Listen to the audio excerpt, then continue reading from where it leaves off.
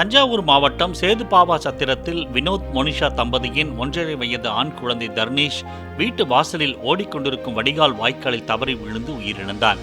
மோனிஷா வீட்டிற்குள் சமையல் செய்து கொண்டிருந்த போது குழந்தை வெளியே வந்து வாய்க்காலில் தவறி விழுந்ததாக கூறப்படுகிறது.